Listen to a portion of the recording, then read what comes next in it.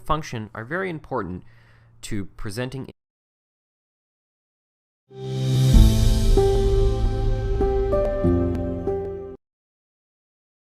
We're going to talk about filters and SumProduct.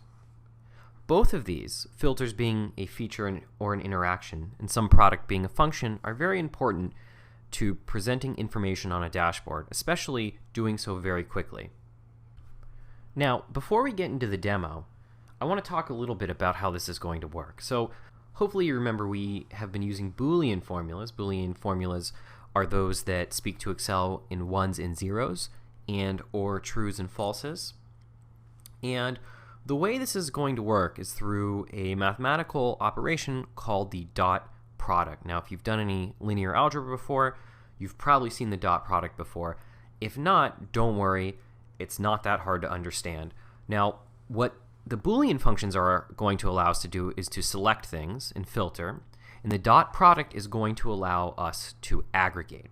So the way the dot product works is it takes line items and it multiplies them by other line items. Now, I know you're thinking that that's confusing, but here's just an example to munch on before the demo. Let's say I have a certain set of years that I want to pull information back from, so 1950 to 1955. If I have a year list that spans beyond that, I can filter on the years I want, so 1950 through 55. I would somehow tell Excel to make those years true, and I would take those true values and multiply it by some actual value I want to return. So that all seems very abstract. Indeed, we are going to actually implement what I've just described to you in the demo.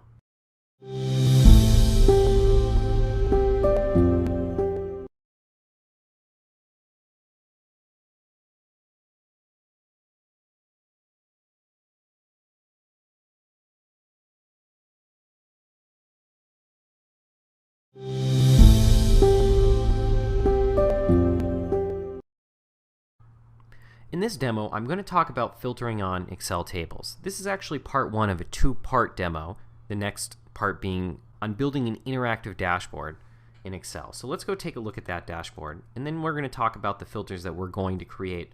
Okay, so here we are on the completed interactive dashboard. What I can do is I can select a beginning year. You see here it's 1989. Let's say I make that 1983. Now it goes from 1994 to 1983. And you see that a conditional format, which is a heat map, where the greatest value has the greatest heat, you see that that's been created and it's dynamic. It automatically updates based off of the amount of years we select. We can also do the same for the end year. Let's say I make that 1990. Now it's shrunk down, and you see that this table grows and shrinks based off of those values. So that's what we're going to talk about how to build in this part one. In part two, we're going to talk about how to pull filtered aggregations.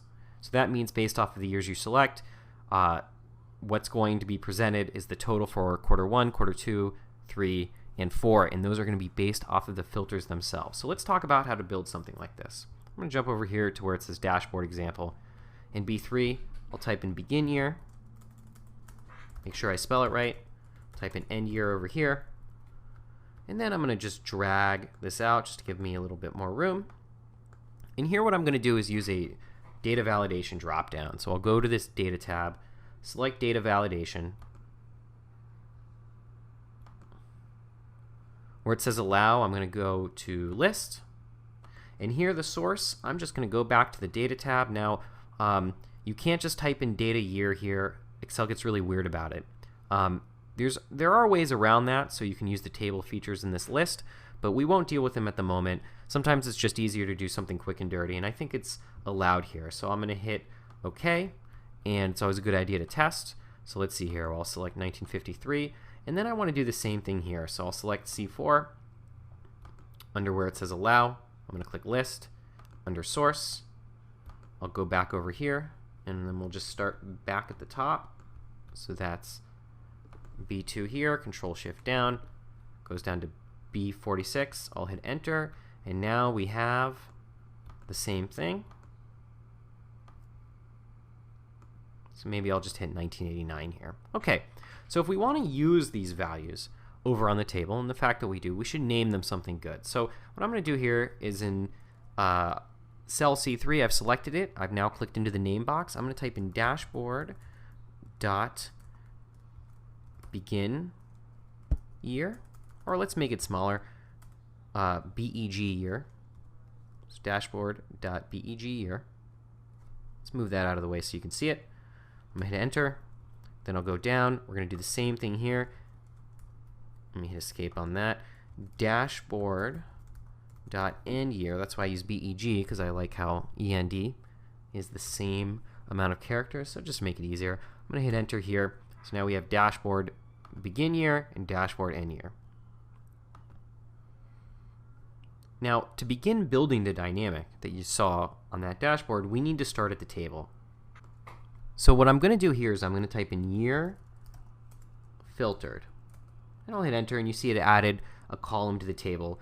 And in this case, when the year over here on the left is within the range described by beginning and end year, I want this column to return a 1 or a 0 or a true or a false. So in this case, what I'm going to do is I'm going to type in AND, because we have two conditions we need to satisfy. Remember, AND requires everything inside the AND to be true to return a true, or only requires one thing inside of it to be true to return a true. But here we're going to use an and what I'm going to say here is that the year, so in this case I can do B2, so I'll just select that. It's going to come up with at year, and I'm going to say that is greater or equal to, so caret right equals, then dashboard dot begin year. And then next, what I'll do is the same, but I'll test it differently, right? So what does that mean? I'm going to do a year again, close the square bracket, and I'll say is less than or equal to dashboard end year. And I'm going to close that parenthesis and hit enter. And you see that it came up with false, true, true, true, true, true. Now notice that is the range, I should say, of the years selected. Now what we want to do is understand that filtered range. So the easiest way to understand that filtered range is to pull out the years associated with it. So what I can do, if I want to get the years associated with it, I can say year filtered returned. I like that better. And you notice that I take things like year, and I say year filtered, and then I say year filtered returned. Whatever naming convention you use, just make sure that you're not being arbitrary. Don't do year filtered returned 1. Try to keep it to following what you've done. So here I have year filtered returned. Now I can do this very easily because I have a true and false dynamic. That means I have a 1 and 0 dynamic. So what I can do is I can say equals, I'll select the year in this case, and then I'm going to multiply it by that filtered variable we just created, the filtered field, I should say. I'm going to hit enter, and now you see it goes 0, 0, and then it goes all the way down until there are other zeros. So when it was false, false means 0, 0 times any value is 0. When it was true, that means 1, 1 times any value is the value. So now I have a problem, because if I go back to my dashboard example, and if I want to set it up in the way that I set it up in the complete, so let's see here, I put year on B6, so I'll put year here, and total tornadoes here. Let's say I wanted to pull data from this column. Well, the problem is I have all these zeros, right? So I don't actually care about those zeros. I care when it starts at 1953. So there needs to be a way around that. And there's a lot of complicated ways around that. For instance, I could count the zeros in this list and figure out where to pull from. We can get very complicated, and sometimes we need to get complicated. But this course is about doing things quickly and effectively. So I'll tell you the easiest way around this. The easiest way is to use large, because what we can do is, instead of showing the order from 1953 to 1989, we can go from 1989 to 1953, and then if we use large on this, all those zeros are going to be at the bottom because they are inherently less than the year values. So let's do that. So I'll type in years sorted descending, and then what I'm going to do is I'm going to use the large function I'm going to do that on the year filtered returned. So that's this one right here. Open square bracket. I start typing it in. I see it's right here. I'm going to select it. One easy way to select it is just to hit tab, close that square bracket, hit the comma, and now what I'm interested in is the index. So here, square bracket, we're going to use the @ sign in this case because we wanted to use the value at this record. I'm going to close that out.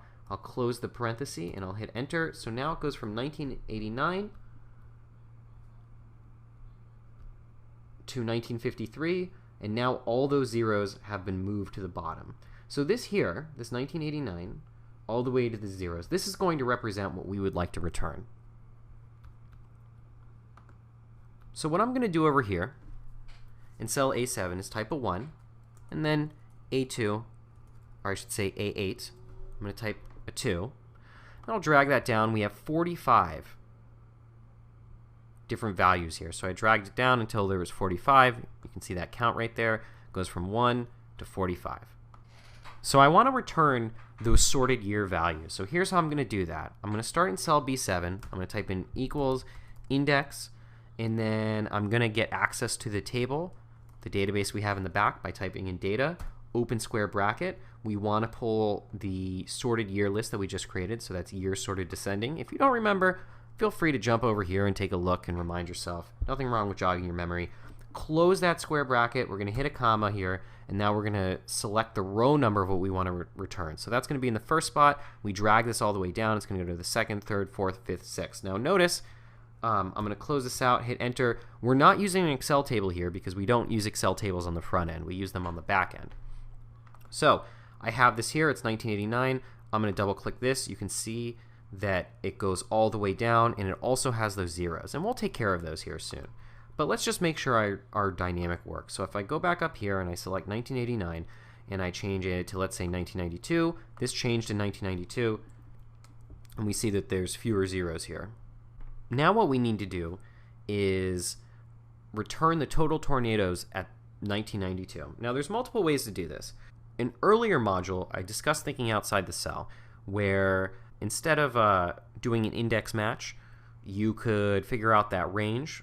The range is from 1950 all the way down to 1994. You could figure it out that way. I think here we're going to just use an index match dynamic to pull back the total tornadoes and not deal with doing fancy math because I think it's easier to follow here. So I'm going to do equals match. What we're going to need to do is match 1992 back into the year list. And again, like I said, we don't necessarily need to do this because 1950 to 1994 doesn't have any skips in it, so we could figure out where 1992 is on the list by subtracting it. We don't need to do any of that. So we'll do B7. We're going to go tell it the lookup array. That's going to be the original total tornadoes list. So I'm going to type in data here, total tornadoes, close that out. We're always going to be using a 0 here.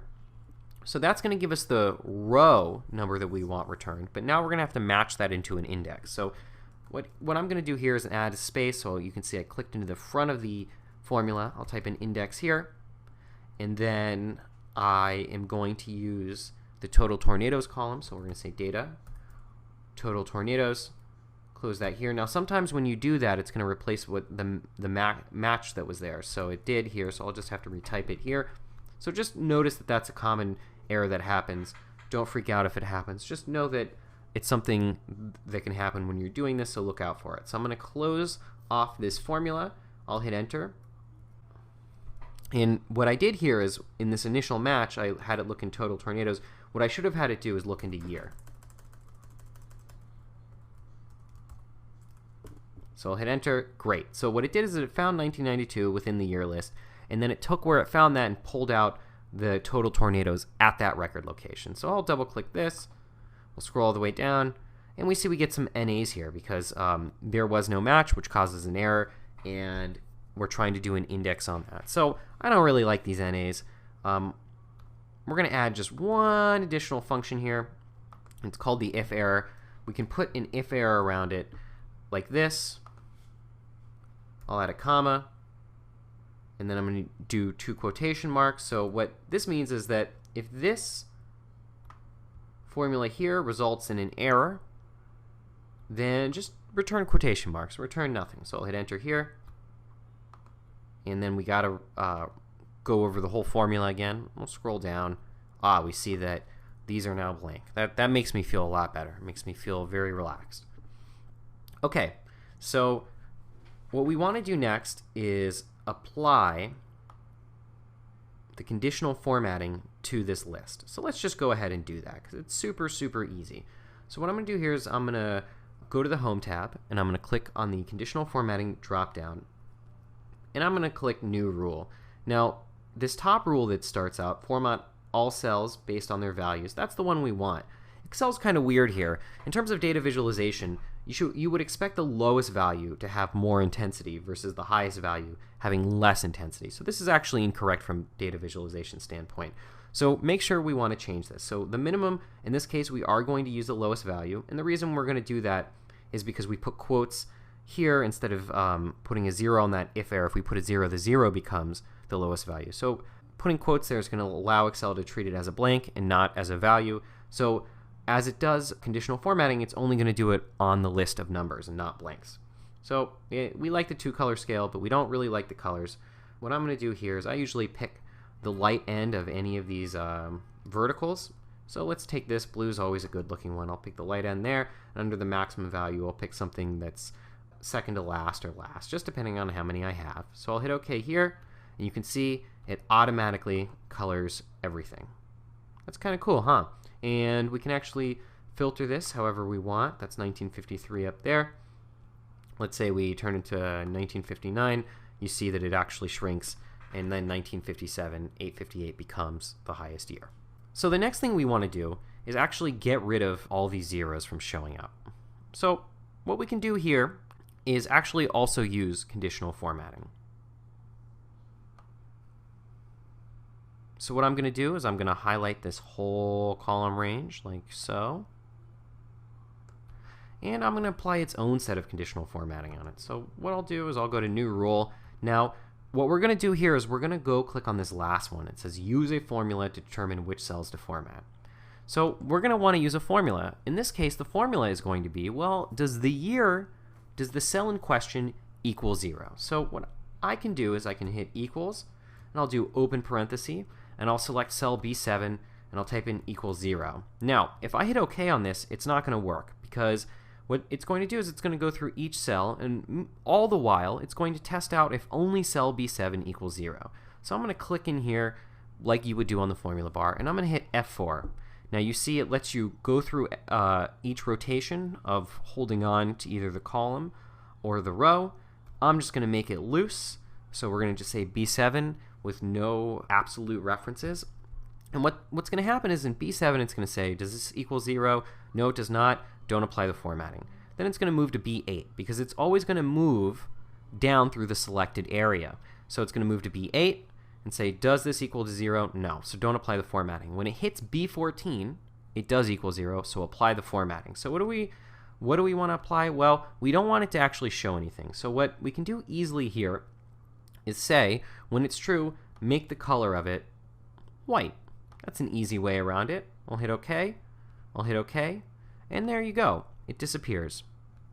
So let's just double check that our dynamic works. Let's say we add another year to it, like that. Maybe add another year below. Like that. And we see it actually works and it looks good. Now, what about this set of numbers here? Well, we don't really care about it. I'm going to highlight it. I'm just going to make it white too. So I'm going to just move this over here, make it a little bit nicer looking, go to View, and remove the grid lines. And then I always like to demarcate filter interactivities, any sort of interactivity. I like to put some type of box around it just to let you know. You can color these if you want, make them lighter or darker. Really, that's up to you. Always kind of a good idea to let your user know.